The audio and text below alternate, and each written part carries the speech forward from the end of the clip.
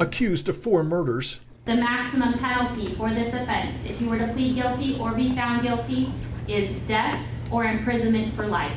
Do you understand? Yes. Brian Koberger sitting in a Moscow, Idaho courtroom, 0 visible emotion on his face.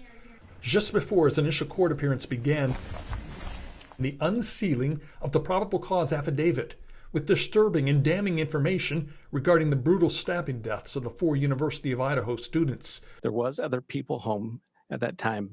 2 other roommates were in the house on the morning of the killings, and it wasn't clear if they were aware something was not right. Now we know at least one of them did know something bad was happening. A roommate with the initials DM said she was in her room and heard crying. The affidavit prepared by a Moscow, Idaho police corporal has this disturbing detail. She opened the door for the 3rd time after she heard the crying, and a figure clad in black clothing and a mask that covered the person's mouth and nose walking towards her.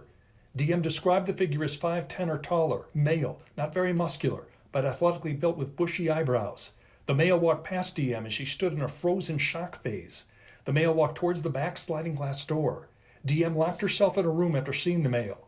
DM did not state that she recognized the male. DM's description helped provide valuable information when police found a Hyundai Elantra in an apartment building 15 minutes across the state line in Pullman, Washington, and learned the owner matched that description. And the affidavit has this damning set of details. The police officer saying as he entered one of the bedrooms, "I could see 2 females in the single bed in the room. Both Kaylee Gonsalves and Madison Mogan were deceased with visible stab wounds.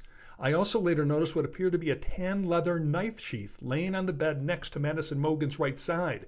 The sheath was later processed and had a K-Bar, which is a company that makes military and tactical knives, USMC, and the United States Marine Corps Eagle Globe and Anchor insignia stamped on the outside of it. The Idaho State Lab later located a single source of male DNA left on the button snap of the knife sheath. And according to the affidavit last week, Pennsylvania agents recovered the trash from the Koberger family residence located in Albrightsville, Pennsylvania. DNA from Koberger's father was retrieved. Police say the father's DNA proved that what they found in the murder house is the son's DNA. Police have determined the murders were carried out between 4 and 4:20 a.m. The affidavit also stating that signals from the accused killer's cell phone indicated he drove near the victim's home 12 times between June of this year and the day of the killings. We are adjourned. These details only add to the pain of the victim's family members, some of whom were in court for this hearing. It's obviously an emotional time for the family, seeing the defendant for the first time. This is the beginning of the criminal justice system, and the family will be here for the long haul.